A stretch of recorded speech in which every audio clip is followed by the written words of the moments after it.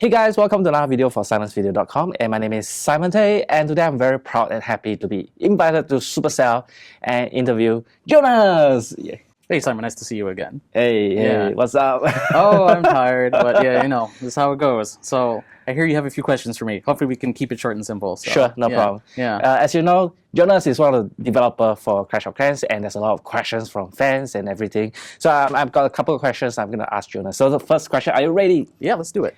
Okay, the first question is very huge. That means, can you talk a little bit on addressing on the balancing of loots in Clash of Clans? Yeah, this is a big topic, and a lot of people have a lot to say about it. And the thing about the loot in Clash is that it's by far the most complicated system. The loot ecosystem in Clash is the most complicated aspect of the whole game, and part of the reason why it's so complicated is because it's completely emergent from how people play the game. It has to do with how they save, with how they spend. It has to do with their level of progress through the game, and so ultimately there's only a limited amount of action we can take, and you have to understand it's part of the natural progression of the game that when you first start out, there's lots of loot, relatively easy bases. You have this really rapid acceleration to the game, upgrading things, getting new stuff all the time. And part of the natural progress of the game is that as the bases get more complex, as you get more troops and get more units, the demand on your resources goes up, and the difficulty of the bases also goes up. And you start to reach a point where this rapid acceleration starts to slow down, and this is by design for the game. By the time you reach Town Hall 9, Town Hall 10, like the focus on the game by that point has changed much more from just getting a lot of resources from easy bases to actually encouraging people to explore the details of the combat, to try different attacking strategies, to give them different challenges in the combat at the same time.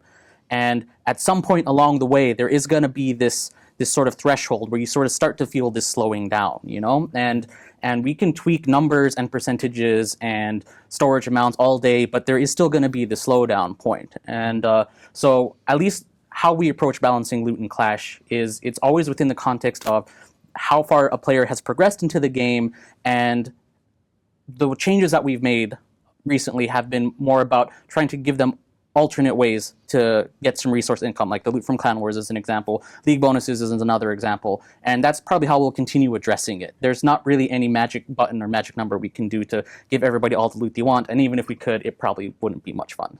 I see. Awesome.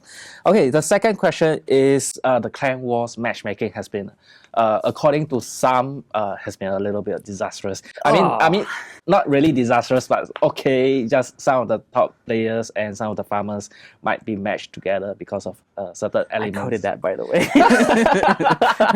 Okay, so how do you address on the Clan Wars matchmaking on this issue? Yeah. Sometimes it is. The matches aren't, completely level. Sometimes it might seem that another clan has an advantage, and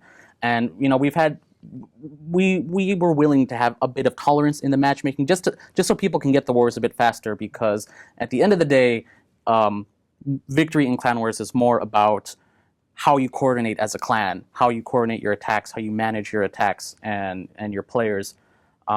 Than about slight differences in levels or about troops. But as a general remark on the matchmaking, this applies to the normal matchmaking and to the clan matchmaking. We're actually really heavily focused on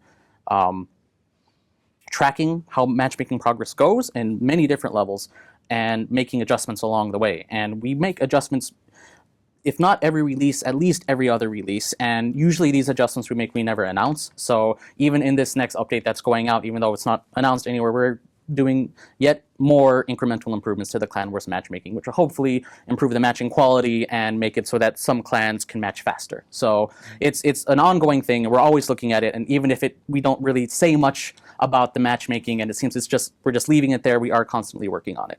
Oh, that's great. Okay, the next most common questions is if there is any night and day settings or adding additional flags, like those some countries are not included. So how do you address this issue? Oh, okay, yeah, we get asked about that type of stuff a lot, adding content, new flags, new obstacles, night and day settings, and man, by the way, the night and day, the mock-ups people have done, they're super cool. Like, we like them, but I guess it's usually a question of the package size. Like, Clash of Clans is actually pretty tight pretty tight game.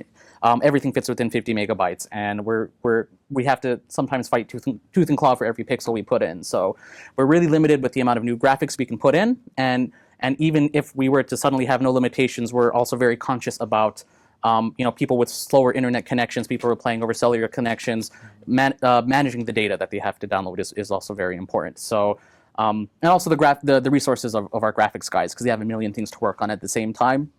And if we want them to make another 150 flags, it's going to be a lot of work for them. So we're very careful about the new graphics we put into the game, and for these cases, usually it's sort of like a nice to have thing that it's not really high on the priority list, unfortunately. Yeah, so it's like compared to the normal sneak peeks updates, the additional content such as the flags and in-game content. In-game like content, usually those get preempted. Like we want to save the space for things like new troop graphics, new defense levels. Those always take higher priority. So I understand. Yeah. Awesome. The last question, very, very simple. Do you have any ideas if there is new types of spells and additional spell factories levels, things like that? Yeah. Well, we haven't touched the spell system in some time, and actually the spell system as a whole has been pretty much the same since the start of the game. A couple new spells here or there, and it's the spell system, along with many other things, are features of the game that we're taking a very close look at and thinking about ways that we can actually sort of revamp the system, make it better, add new depth to it. And so I would say that the spell factory is definitely it's in our crosshairs in terms of features that we want to really bring something really new to, not just new levels or new spells, but sort of revamp the system as a whole. So, but that's going to be something for the future. We'll just see when that comes. Basically, that's it for this interview with Jonas, and I really like to thank you guys for giving me this opportunity. Well, thank you for being such a long time and old supporter of Clash of Clans. We really appreciate it. Sure. So, yes. Thank you very much. Thank you. So basically, that's it for this video. Thank you very much for watching. Oh, basically, remember to like, comment, share, and subscribe. What do you think about this new sneak peek? Of course, this interview, this video as well. Right, so basically, that's it. Thank you very much. Have a nice day. See ya. Bye-bye.